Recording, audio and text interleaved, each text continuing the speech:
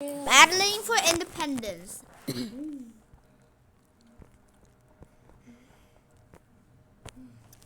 Introduction. The United States was not always a country. It began as a collection of 13 colonies ruled by Great Britain. When the mother country began taxing the colonists and enforcing unpopular new laws, the colonists objected, saying they wanted no taxations without representations in British Parliament. Over time, the disagreements between the two groups only increased bad feelings and violence. British King George III tried to gain control over the colonists but failed. A series of events led to a clash on April 19, 1755 between British soldiers and colonists at the towns of Lexington and Concord in Massachusetts. Shots were exchanged on the village green in Lexington. No one knows who fired first. That first shot became known as the shot heard round the world, signaling the beginning of war between Britain and its 13 colonies. Of course, the land they were fighting was already home to a third group. Native peoples had been living in a region for thousands of years. By 1775, arrivals of Europeans had caused the death of millions of native peoples. In the century to come, millions more would die, and more land from coast to coast would be taken from them. The Second Continental Congress. On May 10, 1775, the Second Continental Congress met at Independence Hall in Philadelphia, Pennsylvania.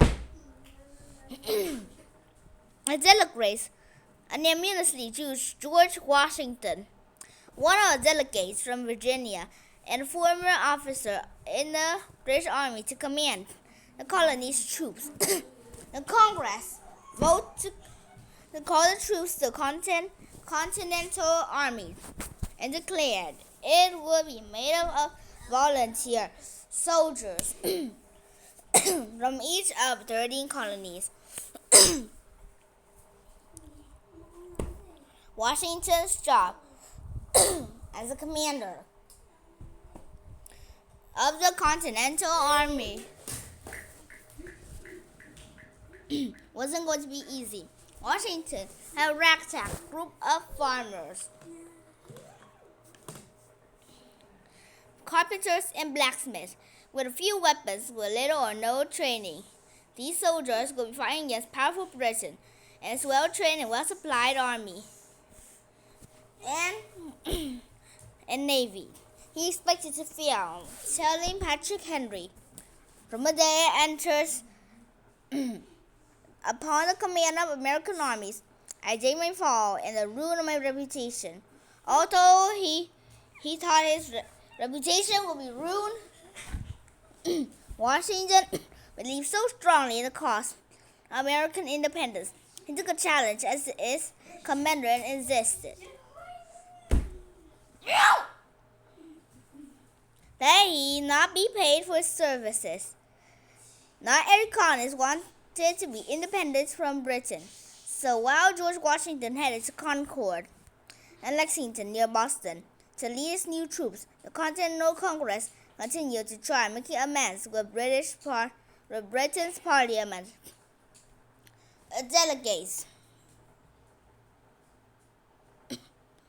Delegates sent a petition to King George III asking him again to grant the colonists rights and to proclaim the colonists as royal English subjects. King George refused to even read the petition and declared the colonists had proceeded to open an avowed rebellion.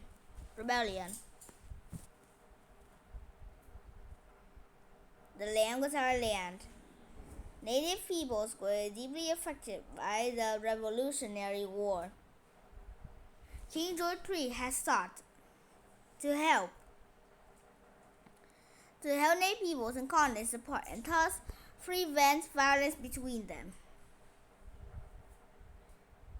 Great Britain reserved some lands for Native people, a decision the colonists did not like. Yet in time, some Native peoples joined the Patriots, others joined the British. Sometimes Native nations and lands were split between two sides. When Britain lost the war, it gave the United States a huge swath of land that Native peoples had lived for centuries. In the end, these Native peoples lost more of their land and lost culture and countless lives too. And for the Americas, Native peoples also resist the British. Here, Ottawa leader Pontiac visits the British in 1763. Soon after, with support from nearly every tribe in Great Lakes area, Pontiac would try to expel the British. Pontiac's War was named for him.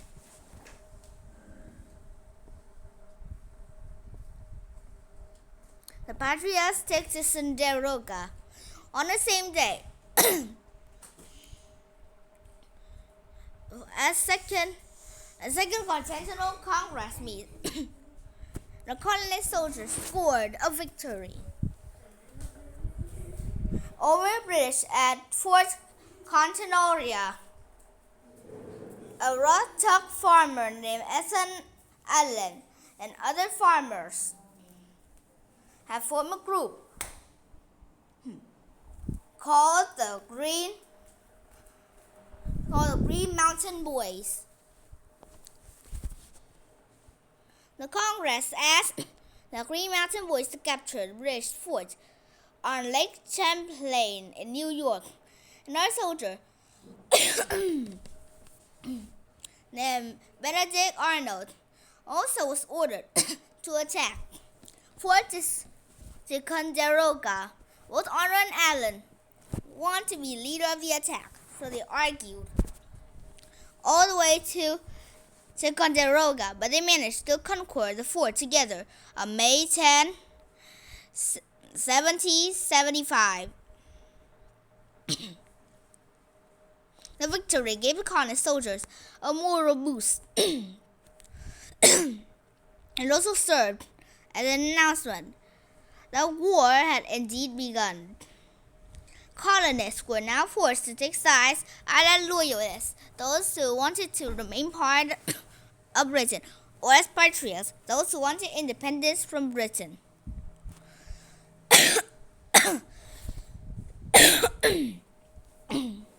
Bunker Hill and Breeze Hill. After the Battle of Lexington, in which the shot heard around the world started the first battle of American Revolution, the British soldiers, led by Major John Pitcairn, had retreated to Boston. The colonist soldiers camped outside Boston, gathering forces. Around 60,000 Patriot troops eventually surrounded Boston, cutting off supplies to the British. With Patriot troops surrounding Boston, British General Thomas Gage worried enemy troops might fortify the hills across the Charles River from Boston, Bunker Hill and Breeze Hill in Charlestown. On the night of June 16, 1775, Patriot soldiers dug trenches into Breeze Hill, working all night. At morning, soldiers in trenches covered the hill. The British soldiers moved by ship across the Charles River, with canyons blasting. The Patriots weren't trained well and were fighting British professional soldiers. The Patriots also had very little gunpowder. In order to save their immunity, Patriot soldiers told their soldiers to make every shot count by waiting until the British were very close before firing. Wait until you see the whites of their eyes. As the British soldiers rushed to the hill, the Americans held their fire until the last safe moment. A strategy worked, and many British soldiers died. More British troops landed and attacked, with the Americans continuing to wait and then shoot. Finally, after the Americans ran out of gunpowder and had to retreat, the British captured Breeze Hill and Bunker Hill.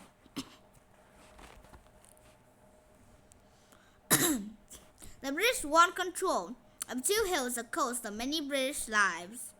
More than 1,000 British soldiers were wounded or killed, while the Patriots lost 441 men. The Patriots gained a big boost in morale, even though they lost the battle, because they could fight and win a war against professional soldiers. Although most of the action was seen on Breeze Hill, the battle had to come to be known as the Battle of Bunker Hill.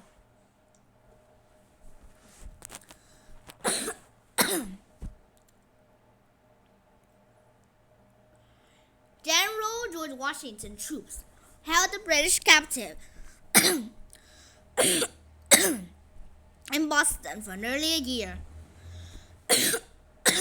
He also sent forces to invade Canada to prevent the British from landing and sending forces south into New York. The Patriots captured Montreal but failed in their attack on Quebec. During the winter, Patriots used cannons they captured from the British to attack British soldiers in Boston. On March 17, 1776, the British soldiers and thousands of colonists loyal to Britain left Boston, leaving Washington troops to march triumphantly into the city,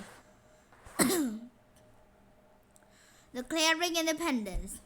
Patriot Thomas Paine wrote a pamphlet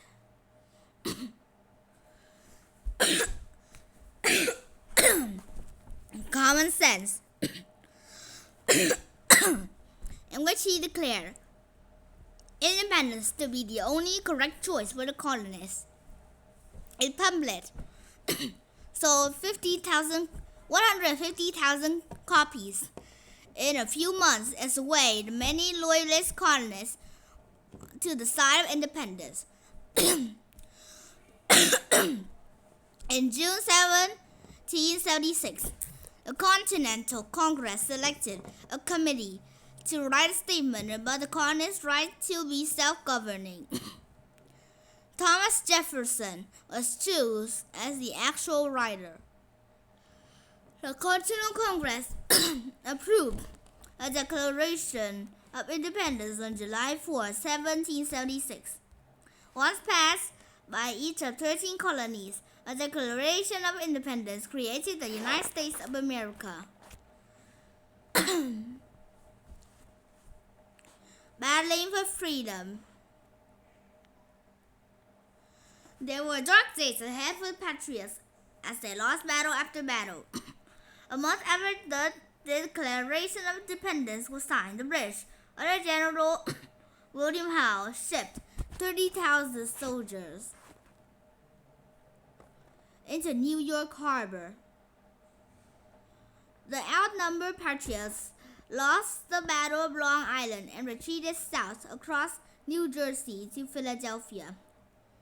The British occupied New York City and won a battle in which Patriots surrendered Fort Washington. A spy's end. Nathan Hall, a 21-year-old teacher, volunteered to spy on British troops in New York City. Hall was caught and hanged. His last words were, "I regret that I have but one life to give for my country."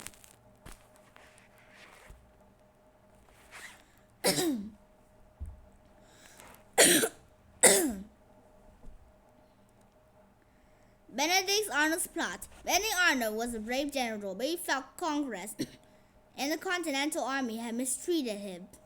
In 1779, Washington put Arnold in charge of a fort in the lower Hudson River called West Point. Arnold planned to sell the fort to British. When his plan was revealed, he joined the British Army. In October 1776, Patriot Benedict Arnold's gunboats were defeated at Lake Champlain in Canada. However, Patriots fought so fiercely that British were worried. Beating the rebels might not be as easy as they thought. On December 24, 1776,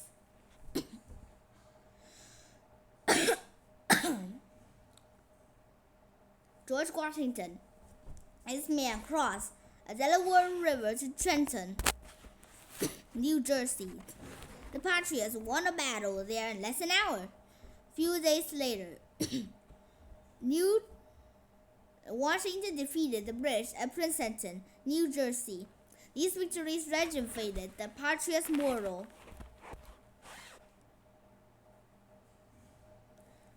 Britain retailed in June 1777 by moving a large army led by General John Bargen south from Canada. Bargen planned to conquer the Hudson River area, cutting off New England and New York from other colonies. For the way, Bargen recaptured Fort Ticonderoga. However, Patriot soldiers stopped Bargen's momentum at Battle of Saratoga in October, with Bargen surrendering around 6,000 men. The Battle of Saratoga was a turning point in the war because it proved to France and other European countries that Patriots might win the war. France joined the fight against its long-standing enemy, Great Britain, by sending supplies to the Continental Army. Soon after, Spain would declare war on Britain. Supplies grew scarcer for the Continental Army. Soldiers often lacked food, clothing, and shelter. The Continental Congress needed allies such as France to supply the troops. George Washington's troops suffered through a cold and hungry winter at Valley Forge, Pennsylvania, before supplies reached them. In June 1778, after the horrible river, Washington attacked the British Army, now under the command of General Henry Clinton, at the Battle of Monmouth. Either side won the fight, which was the last major battle in the northern colonies.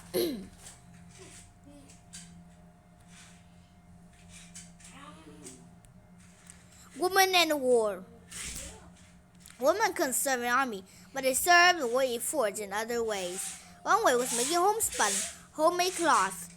After Great Britain passed the Stamp Act in 1765, many women supported the revolution by boycotting British goods. Instead, they made their own. A domestic act of protest and rebellion. A group of women who called themselves Daughters of Liberty even did public spending demonstrations. Women made bullets, sewed blankets and uniforms, and raised funds. Women joined the battle camps to cook, clean, nurse the injured and ill, even forage for food. Some of their lives in danger bringing water to troops in the field. Mary Ludwig Hayes took over for her husband, William Hayes. He was wounded in action. History knows her as Molly Pitcher. Mary Hayes carried water for soldiers and for the canyon at the Battle of Monmouth, earning her the nickname Molly Pitcher. Southern Battle. British forces captured Savannah, Georgia in December 1778. Then they attacked and captured Charleston, South Carolina in May 1780. They won yet again at Camden, South Carolina in August 1780. Many colonists in the southern colonies were loyalists. Although Britain was winning south, the Patriots would not give up.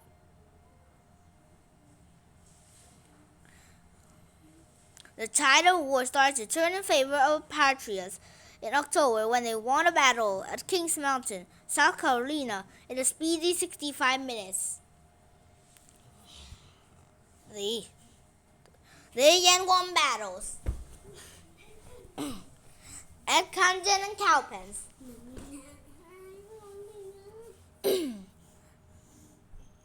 Next, the forced British General George Cornwallis north into Carolina.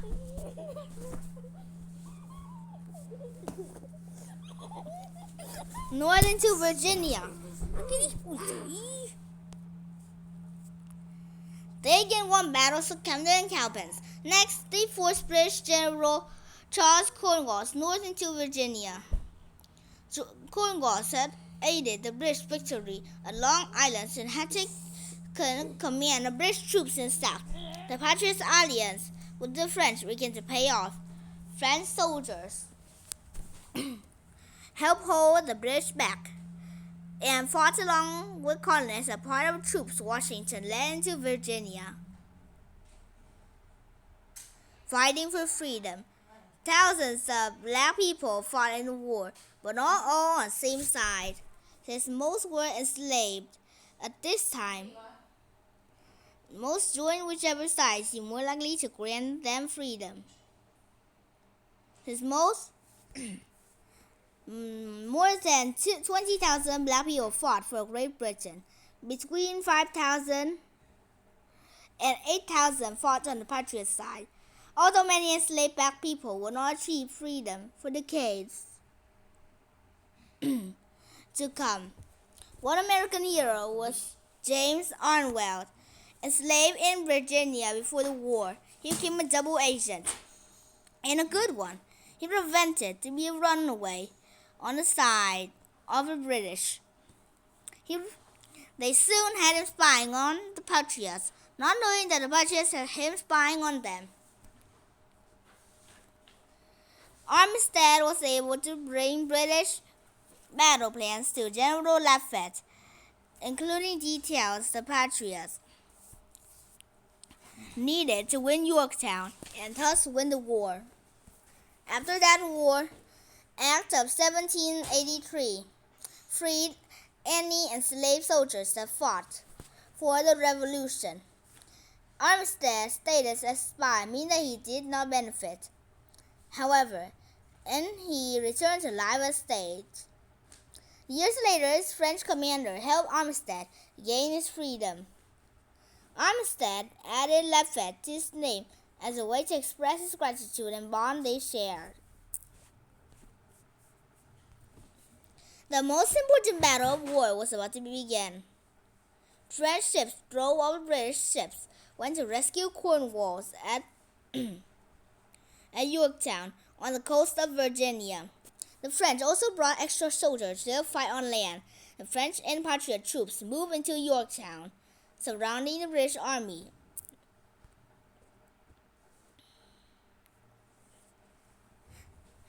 The British fought for 3 weeks before surrendering.